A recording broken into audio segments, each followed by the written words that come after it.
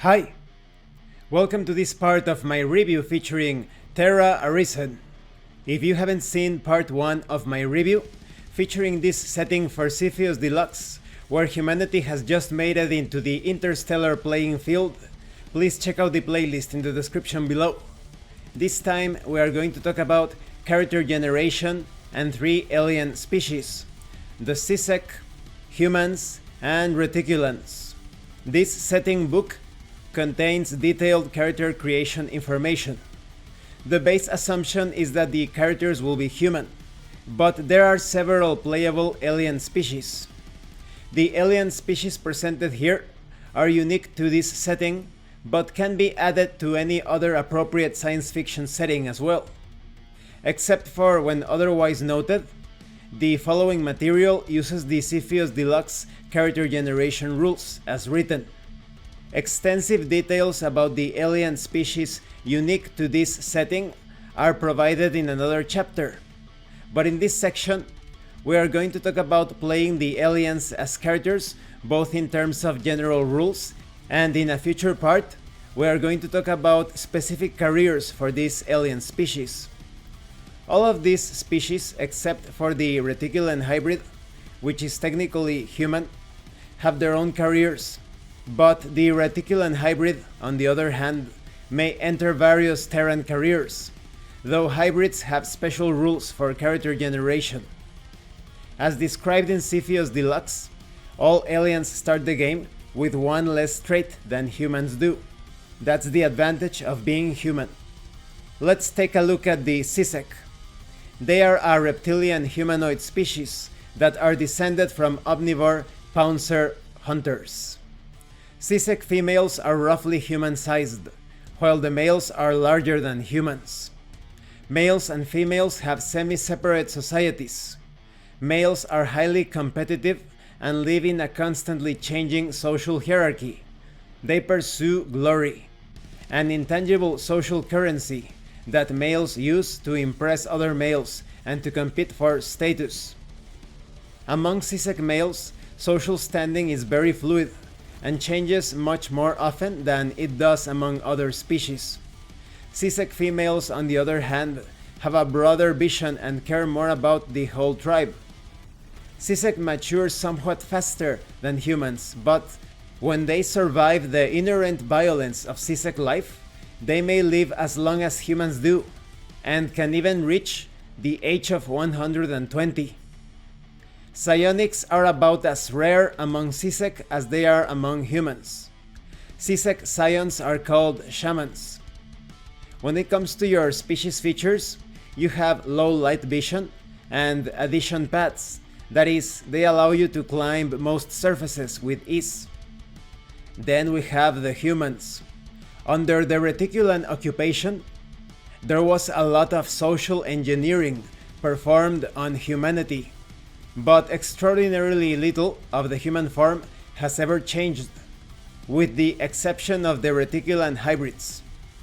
Humans under the Reticulan-ruled Earth Federal Administration, or EFA, were forced to adopt a single language called Terran.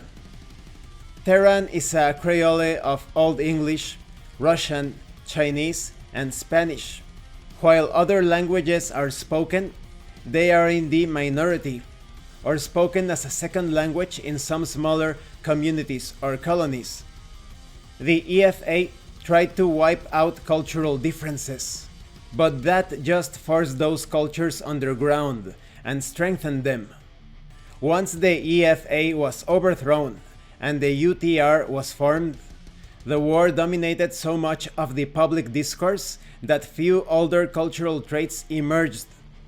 However, now that the war is over, there is a definite "where did we come from" movement among many humans. So even though humans are united as a species, they are still looking for those lost cultural roots. They are trying to rediscover them.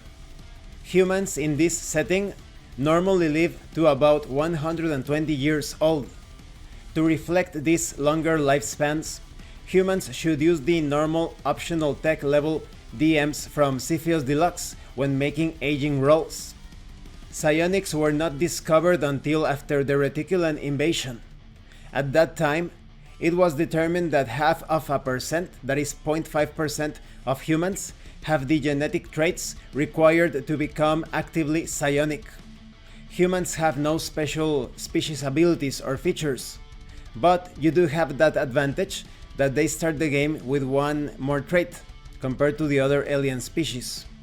Then we have the Reticulans. They are gray-skinned humanoids with large almond-shaped eyes, enlarged heads, and smaller overall statures. All Reticulans are female and are descended from scavenger carrion eaters. They are unemotional and rational beings who have established the most technologically advanced interstellar society in known space.